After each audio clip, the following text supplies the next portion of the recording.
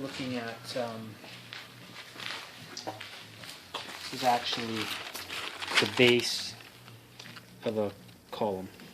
Look, I can see the chin and the lip, and there's a mouth. No. These are architecture. So I start with like. Hey, life is a metaphor. I start with measures, templates, and then I draw them up.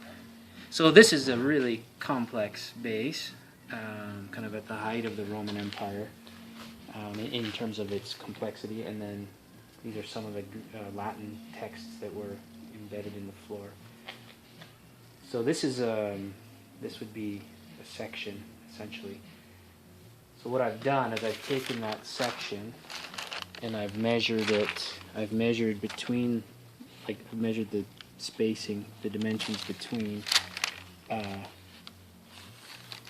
then like, how do I say this?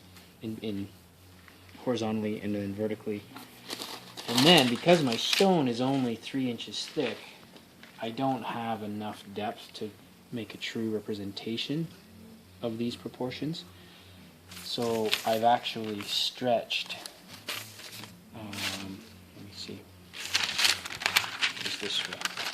I've actually taken that profile and I've stretched it to be twice as wide but half the depth. Okay, so this profile can be found here Yeah. on this cross section. So then I take that stretch and I use carbon paper that I can put up against the stone trace.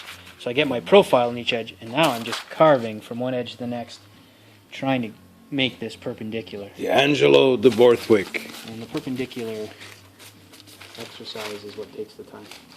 And look, here are the finer Angelo de Borthwick tools. Oh yeah, really fine. The implements of destruction. I don't know if you remember that from...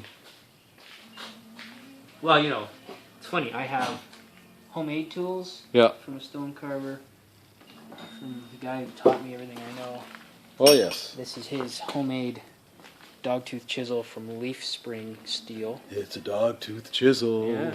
Versus, you know, this is how you buy a dogtooth chisel manufactured, right? And believe it or not, this old thing does a beautiful job. This is okay. And can you give us an example of what they do? What you get? What was the result of using that? Do you have this texture? There you go. So that is your snow shovel of sorts. So a dog tooth chisel will make a hound's tooth gouge because dogs and hounds are. Well, and there's a sequence. Let me just find these. So, and it must get dusty in here. He's got himself his little aspirator. Yeah. Well, that's I have a different one I wear when I'm really kicking it up. But 3 types of chisels. You have a point chisel, just a point that roughs out, that removes all of this mass, right? Yeah. So you just break it away with this.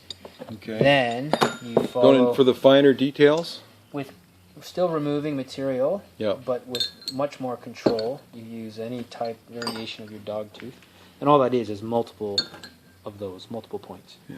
And that gives you this pattern. So and it starts to give you form, right? What is it that you're going to And then, continue on with today, and then if you're lucky? Flat chisel. And how much work do you think you'll get done today? Oh God, we'll be lucky. So what I do? Do you still have this area to do from here to here? No. So that's done. These slabs. Yeah, I'm hanging on to quite a significant. So that's pretty heavy. That's over 100 pounds, isn't it? Yeah, but I'm just using cardboard and stone dust like a lazy Susan. It'll just spin on its own. So I don't have to really push or pull too. Oop, I got walk on the table down. Oh, and he's got smart wheels on there, folks. And if anybody was a roadie, they know what smart wheels are. The really the simplicity of this is just having a right angle. Problem is, you have a profile drawn on either side, and start on that profile, and your stone. The majority of the work is removing your stone consistently all the way across so that it's perpendicular to the edges.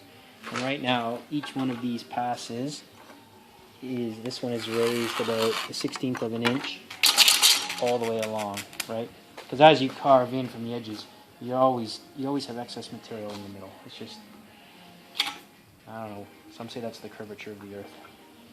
So. Say that again. So What was that part about the curvature of the earth? The excess material? Like I missed that. It exists in the stone. So here. I here see. it is, 1/16 of an inch roughly. Okay. Which means I'm still high all through the middle. So I have to still go back and remove a 1/16 all the way through. And here it's even more. It's closer to, well, it's between a 1/16 and an eighth, right? So I'll still have to remove that. Okay. So for example, so as the lead pencil disappears, you know. I know. So here I am. I'm flush all the way across, right? The way the slab came in. And as I'm removing material, I'm trying to get close to flush again.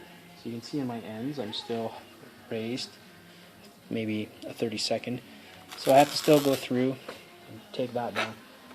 This is where I stopped the other day. So there's a full 3/16 either end, from about there to there. So again, all of this has to come down. And I just continually keep passing over this middle section to level it off. And that's the name of the game. So you realize you've just given yourself a segue to get to work. So when I come back, it'll all be done, right? No, there's a few days here still. Few days? These are only 80%, wow. 80% done. This is the motif taken from Rome, ancient Roman architectural debris, where palm trees were posts, like cylinders. So they would carve this bark, this palm tree motif. So I'm stretching it out flat. But these are just repeated geometries that working flat are a real challenge. I mean, these are all still off. I have to go back and tighten them all up. And it amazes me that these guys were able to do this in a cylinder, in the round. So lots of variation here that I have to chase down. There's a couple of days in there. All of this work. This is all just, I get it to a point and then I put it up so that I can take a look at it over time and add a bit of a distance. And then I'll return to it and I'll clean everything up. You know, I'll clean this up. I'll snap this into better focus. I'll just chase down any irregularities. A lot of this I'm going to leave as a dogtooth texture. Dogtooth texture. Right, Oh, we're back to that dog thing again. Okay. One thing with limestone, when you carve it smoothly with flat chisels and whatnot, you know, it tends to look like this when it's been cut. And without your chisel marks, or your texture, it tends to seem as though you've just poured concrete. You know what I mean? There's not a lot of life in limestone, visually.